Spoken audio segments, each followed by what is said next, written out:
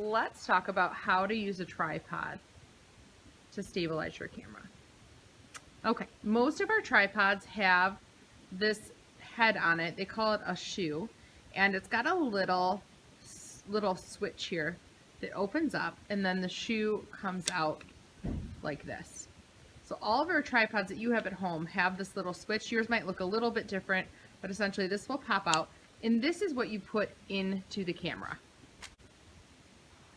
So if we look at the bottom of the camera, there is a little bolt, and this shoe has a little screw that screws right in to the bottom here. So I'm just going to line that up and twist this on. A lot of you will have like a little thing here too that you can crank and twist it on even tighter. So I like to make sure it's on nice and straight and then tighten it up with the little crank. Okay. Once you have the shoe on the tripod, you're going to attach the camera to the tripod. You really want to make sure that you don't let go of the camera until you're sure it's secure on the tripod. Here's a bird's eye view of the tripod. I am going to open up the little switch here, or the little lever, and I'm going to kind of tilt this in at an angle. It's kind of angled, so you have to put it in at an angle, get it secure, and then lock it tight.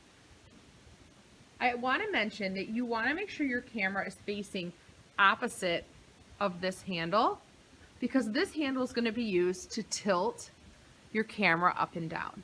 So if I turn this handle to the left, it will loosen, and I can easily tilt it, and then I can turn it to the right to tighten it up. You want to keep it nice and tight so that your camera is very stable and it doesn't move when you're taking the picture. So if things are loose on your tripod, you kind of have to look through, and you might have to loosen or tighten some of these different switches here. This is cool on the tripod. The back knob here will allow you to turn your camera vertically, or you could kind of do in between and tighten it down like at an angle. So play with the little knobs. Please do not over loosen them. So if you loosen this too much, it'll just break. So just loosen a little, tighten a little to make sure your camera's sturdy. And then this one will help rotate. Everyone's tripod's a little different, so you'll kind of have to play around with it. But essentially you have a little clip that clips into your camera. You have to pull this lever to get it out. Make sure it's nice and secure before you're moving around the camera. The legs, this one's broken, so it's taped. I gave away all the good ones to you guys. But this opens up. Sometimes there's a little knob here that you unscrew to open it up.